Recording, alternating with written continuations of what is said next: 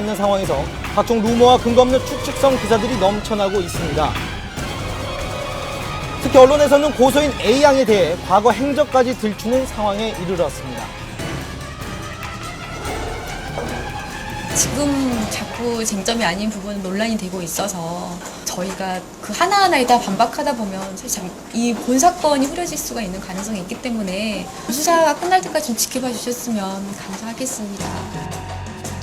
상황이 이런 가운데 인터넷상에는 박시우닷컴, 박시우에게 진실을 요구합니다라는 사이트가 개설돼 대중들의 과도한 관심을 받고 있습니다. 더욱 충격적인 건 이번 사건과 관련되어 일부 누리꾼들은 박시우 삼행시, 박시우 별명 등을 올리며 사건을 하나의 놀이로 받아들이고 있는 건데요. 문제는 고소인 A양의 신상을 추적하고 퍼뜨리기까지 한다는 겁니다. 이미 해외 사이트까지 퍼진 상황. 박시우 사건을 둘러싼 대중들의 이런 모습, 왜 나타나는 걸까요? 자극적인 글들을 올리고 또 많은 사람들이 그것을 조회하는 것에서부터 어떠한 그 쾌감을 느낀다라고 할 수 있겠고요. 또 이렇게 그 사람의 사생활이 어떻게 되고 있는가 하는 거를 들여다보고 싶은 대중의 관음증적인 생각이 영향을 끼쳤다라고도 볼 수 있겠죠. 지금 이 시간에도 박시우 씨와 A양 그리고 K씨는 서부경찰서에서 대질신문 중입니다. 계속되는 당사자들 간의 엇갈린 주장, 공정한 경찰 조사를 통해 하루빨리 사건의 진실이 밝혀지기 바랍니다. 미성년자를 상대로 간음 및 성추행한 혐의로 기소된 가수 고용욱 씨. 바로 어제 일명 고용욱 사건의 3차 공판이 있었습니다. 고용욱 씨의 3차 공판 결과에 대해 세간의 이목이 집중되는 가운데 취재진들 사이로 고용욱 씨를 태운 긴급 호송 차량이 법원으로 들어섰습니다. 지난 공판과는 달리 이번 3차 공판에서는 피해자 출석 및 증언, 그리고 전자발찌 부착에 대한 검찰의 요청으로 더욱 관심이 모아졌는데요. 하지만 미성년자의 신변 노출을 염려해 재판은 3시간가량 비공개로 진행됐습니다. 미성년 피해자들 같은 경우에는 따로 법정에 출석을 하지 않아도 증거 능력 자체가 부여되는 경우가 있기 때문에 그래서 일왕 사망 피해자 같은 경우에는 직접 법원에 이제 출석은 하지 않았고 그 경찰 그리고 검찰에서 조사받았던 내용을 CD를 그냥 재생하는 방식으로 증거 조사가 이루어졌습니다. 재판부는 2010년 당시 만 13세였던 B양과 작년에 발생한 성추행 사건의 피해자 D양의 진술 녹화 내용을 공개했습니다. 고영욱이 당시 만 13세 B양에게 홍대 길거리에서 접근, 연락처를 물었고 그 후 전화가 걸려왔다. 너는 너무 어리고 나는 공인이니 조용한 곳으로 가자.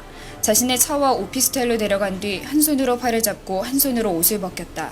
하지마 저항했지만 어쩔 수 없었다. 이후에도 위력에 의해 2차례 성관계를 맺었다고 B양은 진술했다.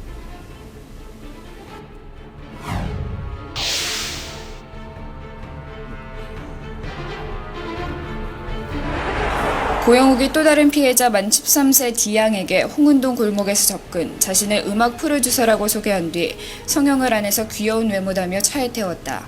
차 안에서 고영욱은 B양의 허벅지를 만지고 가슴을 만졌다. 심지어 입맞춤까지 했다고 D양은 진술했다. 법정에서 나온 고용욱 씨 측 변호인의 입장은 어떠할까요? 구체적으로 말씀을 드리기는 어렵고요. 고소가 이미 두 건에 대해서는 취하가 됐다라는 점만 말씀드릴 수 있습니다. 일명 고용욱 사건이 세상에 알려지게 된 건 당시 만 18세였던 연예인 지망생 A양이 고용욱 씨를 성폭행 혐의로 고소를 하면서 시작됐습니다. 그리고 이 사건 이후 피해 여성 B양과 C양이 추가로 등장해 해당 내용은 검찰에 송치되어 수사가 진행됐는데요. 그러던 중 작년 12월 고용욱 씨의 차량에서 또 한 차례 성추행 사건이 불거지며 결국 검찰은 4건의 사건을 모두 병합 수사하는 데 이르렀습니다.